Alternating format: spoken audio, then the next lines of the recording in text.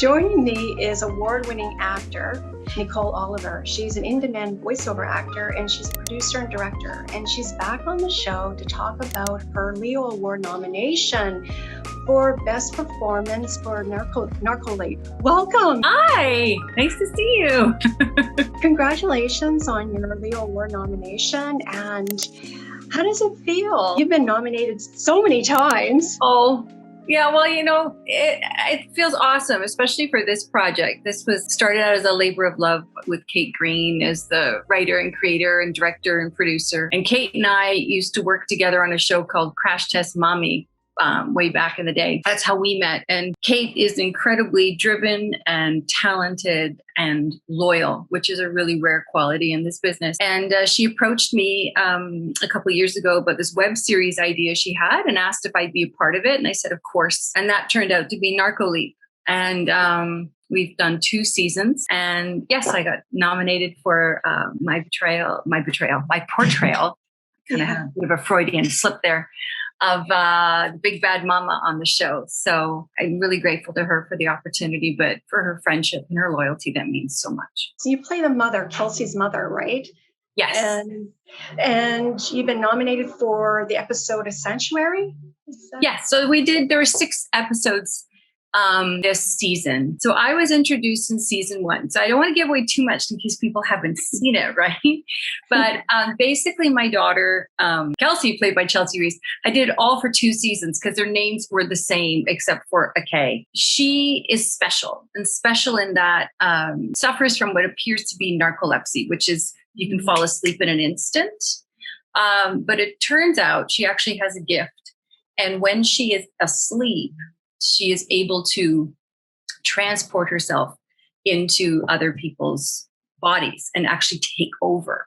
So, of course, having this kind of telepathic teleportation gift, the government is interested in her. And so season 1 is her kind of discovering that she's special, hooking up with what will be her team, and trying to figure out why and who's after her. And at the end of season 1, there's a big reveal. And then we go into season 2, where Helen, my character, is the mom, but maybe a little bit more than a mom. And maybe I've known a little bit more about what's happening than it first appeared. And season 2 takes us on a journey of massive kickassery, as I say, if I'm allowed to say that, where, it's a very strong female-driven show. And it's about power, friendship. It's about persevering. It's about families, ultimately, and relationships. But it's also a fun sci-fi rom. So if you haven't seen it, I think it's still on YouTube or Highball TV. I think it's going to be on Vimeo as well. So I really encourage people to look it up on the World Wide Webs and settle in for a fun watch. The episodes are anywhere from 6 to 9 minutes. So, you can certainly binge it. It's not too hard to binge it in a day. We're... what do you like most about the Leo Awards? I mean, we're doing it virtually. Well, I think for me, I just love the opportunity to be with everyone and to celebrate our community, which is unique. And, Canada is a huge place. The industry can be incredibly Ontario, Toronto centric. So it's kind of like you go up against Rocky Mountains and it kind of seems a little difficult for people artistically from back east to get over that mountain to meet us. And I'm from back there, so I feel I can call us out a bit for that. So the Leo Awards is an amazing opportunity for us to celebrate the best of what we do here. But what I love the most about it is just getting together with everybody, getting dressed up and getting together with everyone. So this is the 2nd year that we've had to do it virtually, for good reason. But I'm a little sad that I won't necessarily be able to be in a space and see everyone else and congratulate everyone else for all their hard work, and kind of like Christmas for the entertainment industry, right? If you celebrate Christmas or Kwanzaa or, pick your holiday, but that big holiday, right? Where you all get together and find out what everyone's been doing for the last year and lift everybody else up, give everybody lots of hugs. So I'm looking forward to everybody getting vaccinated so we can get back to that. Congratulations. And I want to talk a little bit about your voiceover work, My Little Pony, The Sausage Party. Tell us about, you won an award for My Little Pony, right? In 2013, was that correct? Yeah, I won an award. Actually, it was for Littlest Pet Shop, but it was for the UBCP Actor Best Voice. And it's quite an honor because there's a lot of great voices in this industry. So, voiceover voiceover work is something I've done in tandem with my on-camera work from the very beginning. Way back when I started, when the earth was flat, there wasn't a lot of opportunity for comedy. But cartoons, animation certainly did deliver that. And so that was intriguing for me. And I was fortunate enough to be able to work in it right away. And I mean, I think Chris Rock kind of blew it for us in the Oscars a few years ago when he was doing his cartoon and he told everybody he could make a lot of money and show up to work in his pajamas. Now, it's true, I can show up to work in my pajamas. I don't necessarily make millions of dollars like he does. But it's like, as an actor, it's a great job. It's like banker's hours almost. And it doesn't really matter what you look like. It's how you sound, and your ability and your talent is what's judged. And in the before times, you get together in a room with a whole bunch of other actors and just be creative. And it's a really wonderful experience. And I think having had that in my career to this point has allowed me to stay in my career for over 3 decades, going into my 4th now, because I haven't had to take whatever was in front of me in terms of on-camera work. All the voiceover work has given me the flexibility to be pickier in how I want to move forward as an on-camera actor. And so I'm really grateful for that as well. Yes, because you got Bob the Builder. And what voices do you love the most, if I may ask? Yeah. For me personally, I mean, I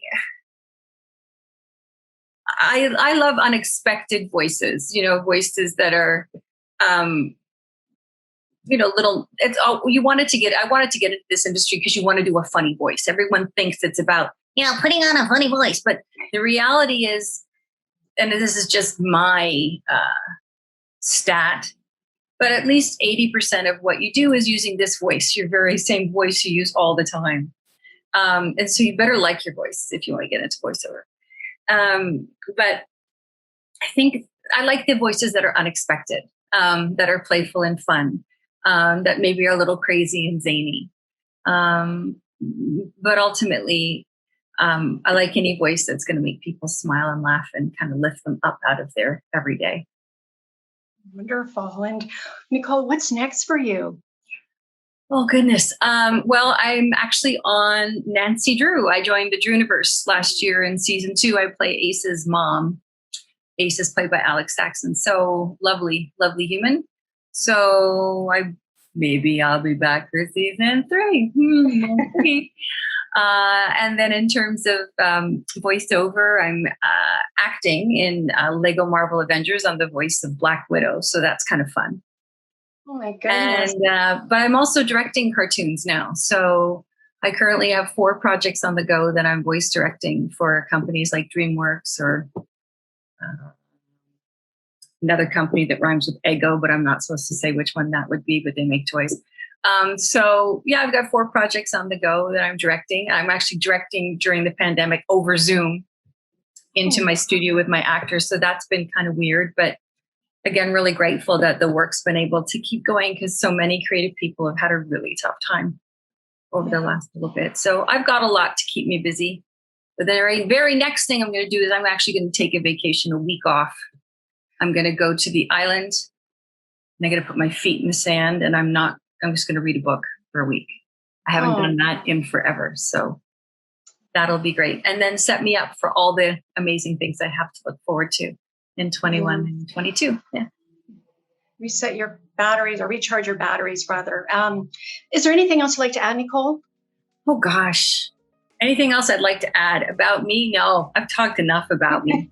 But please do look up Narcoleap online on the World Wide Webs and watch it. It is a great show. It's some of the best of BC, incredible talent. Like the cinematography is just gorgeous and beautiful. And there's lots of names attached to that project that everyone will be hearing about for time to come. So support BC film. Go out and sit in a movie theater and watch a movie because we're allowed to now. So let's make sure they don't shut down. And everybody, please get vaccinated. That's what I have to say. Thank you, Nicole. I'd like you to come back again. I'd love to come back. I love chatting with you and maybe even in person next time. Yes, it'll happen. It'll happen. Awesome. Thank you. Thank you.